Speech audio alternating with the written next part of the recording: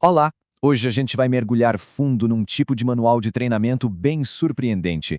É um guia, sabe, pensado para nos equipar para esses debates públicos super complexos que a gente encara todos os dias. Todo mundo já sentiu isso, não é? Aquelas conversas que tinham tudo para ser sobre ideias, mas que de repente viram uma guerra, um confronto total. Mas por que será que isso acontece tanto? É que a resposta não está ali na superfície. Existem várias camadas, quase escondidas, na forma como a gente se comunica em público. O que realmente está moldando e muitas vezes até distorcendo o que é dito é uma combinação de poder, de ideologia e de intenções que não são ditas em voz alta. São essas forças meio invisíveis que acabam ditando as regras do jogo.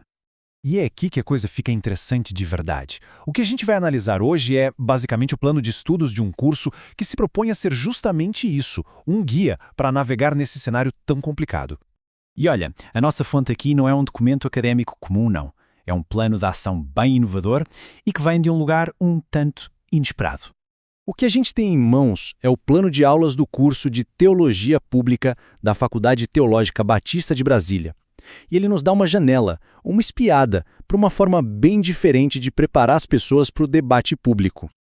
Certo, mas para a gente entender o método, primeiro a gente precisa sacar a filosofia por trás dele. Então a pergunta é: o que é, afinal de contas, essa tal de teologia pública? A simplicidade dessa definição, que vem do trabalho do Rudolf von Siner, é de uma força impressionante. A palavra-chave aqui, o pulo do gato, é traduzir. Não é impor, veja bem, é traduzir. A ideia é contribuir para uma conversa maior usando uma linguagem que todo mundo consiga entender. E essa comparação aqui deixa a diferença claríssima. De um lado, a teologia política, que muitas vezes busca o poder para impor uma agenda. Do outro, a teologia pública, que busca o bem de todos através do diálogo. A intenção muda tudo. É diálogo versus dominação. Beleza. Com essa base bem estabelecida, o curso joga na mesa uma ferramenta de análise super poderosa. Algo que realmente muda o jogo e a maneira como os alunos passam a enxergar a linguagem. Essa ferramenta é a Análise Crítica do Discurso, ou ACD. E a inclusão dela não foi por acaso, foi uma decisão muito estratégica. A ideia foi deixar o curso mais robusto, mais relevante para o mundo que a gente vive hoje, para esse cenário tão polarizado. Pense na ACD como se fosse uma perícia da linguagem, sabe? É a ferramenta que permite que a gente olhe para um discurso e enxergue o que está por trás das palavras, as estruturas de poder e as ideologias que estão ali sustentando tudo. E essa citação do Teun Van Dijk, um dos teóricos-chave do curso, resume uma tática que, nossa, a gente vê todo santo dia. É aquela história de se apresentar como o mocinho, nós, e pintar o outro lado como o vilão, eles. A ACD nos ensina a ligar o radar e identificar exatamente quando isso está acontecendo. E o curso oferece duas lentes principais para essa análise. Van Dijk nos ajuda a ver a psicologia por trás do discurso, como a nossa mente cria essas caixinhas de nós contra eles. Já a Annie Orlandi nos mostra como a história e o contexto social de uma época definem o que pode ou não ser dito. Ok, bastante teoria interessante até aqui. Mas, e na prática? Como é que os alunos realmente usam essas ferramentas todas? Vamos dar uma olhada. Olha só, a própria estrutura de avaliação do curso já entrega o jogo.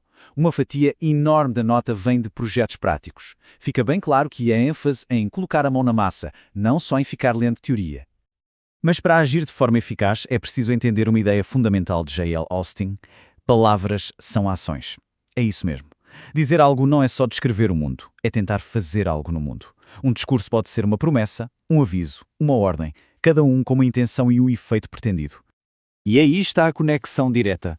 O curso pega essa teoria e a transforma numa tarefa super concreta. Os alunos não são convidados a só escrever um texto. Eles têm que projetar um discurso para alcançar um resultado, para ter um efeito real. Os projetos principais são onde tudo se junta. Da análise de caso, os alunos usam a ACD para dissecar discursos que já existem. No projeto de intervenção, eles aplicam os princípios da teologia pública para construir algo novo, algo positivo na própria comunidade. É a passagem da análise para a ação. Tá, mas no fim das contas, por que é que tudo isso importa fora da sala de aula? Qual é o impacto mais amplo desse tipo de educação?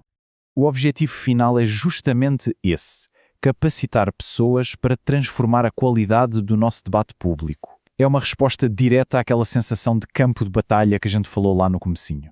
É trocar o confronto pela construção. Resumindo, quem passa por esse treinamento sai com um conjunto de habilidades muito poderosas. Aprende a identificar a manipulação, sim, mas também a comunicar as próprias ideias de forma construtiva. Aprende a dialogar, em vez de atacar, e, acima de tudo, a agir em prol do bem de todos.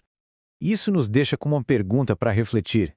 Já imaginou um impacto se mais líderes, mais comunicadores, mais cidadãos tivessem esse tipo de preparo? Como seria nossa praça pública se ela tivesse mais construtores e menos gente interessada em demolição?